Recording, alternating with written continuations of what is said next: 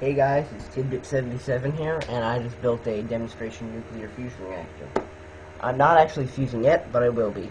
Okay, here it goes. And I'm only going to be running it in short pulses, because I don't have an implosion shield set up yet, and I'm just basically going on the duck and cover principle. And I am always down behind cover, but still. And there it is. And that's a nice plasma discharge from the inner grid there, and it's really overexposed on the camera. Nice little kind of impurities burning off on the grid there.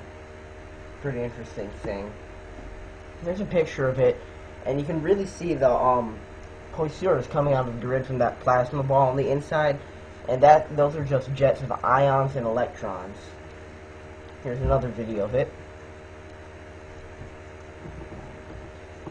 There. And I brought down the power on this one so it's not as overexposed. And on that run you can really see what I think are impurities burning off of the grid. Now I'm resetting the GFP on the transformer and turning it off. And GFP is ground fault protection. There's another nice run. And pulses again from the GFP. And later in this video I'll show you how it works if you are interested. At more runs.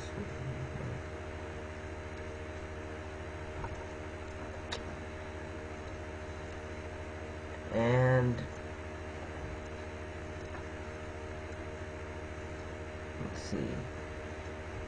Yeah, it's actually, there's only air in the chamber right now. I plan to inject deuterium and up the voltage using a form of cascade. Here's just a little pan around of the camera, or the fuser, panning the camera around. Gives you a nice view. There's another good picture of it. You can really see that plasma inside the grid. And here's how it works.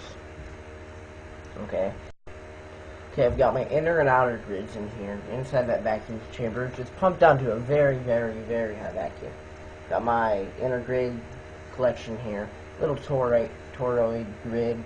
Got a classic spherical grid, and a heart-shaped grid. And of course the inner grid in the chamber, which is arguably my favorite. Now here's my crudely designed instrument panel. I've got a voltage and amperage meter equipment with a meter, and some meter equipment which I built to take light readings. And I've got my halon fire extinguisher. Here's the board which I use to take data from the light output of the plasma, and a light dependent resistor sensor. Onto the vacuum system.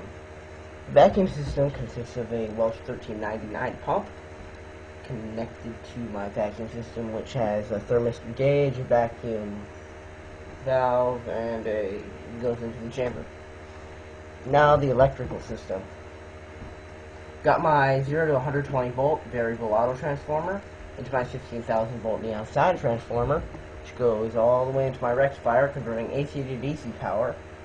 And then amperage meter and equipment there, and my voltage meter equipment. Now the main line goes down, negative 9,500 volts DC.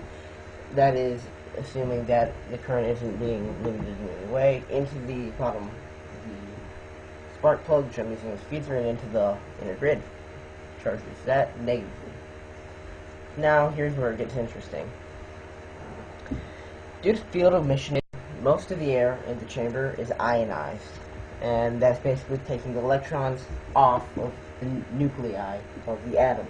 This causes basically all the nuclei which are positively charged to go into the inner grid and are accelerated that way. The electrons go out towards the outer grid. Now, what happens is basically the nuclei smash together in the inner grid, and with deuterium nuclei, they fuse together. Well, thank you for watching, and I'll probably continue this project. Like I said, add a cascade to ramp up the voltage, add in deuterium injection system, and I should be fusing. And I'd like to note that this does not produce any dangerous radiation at the moment, and keep in mind the inverse square law. And also that when it does produce radiation, it will be very adequately shielded. Well, thanks for watching, and many more videos coming this way, and have a good day.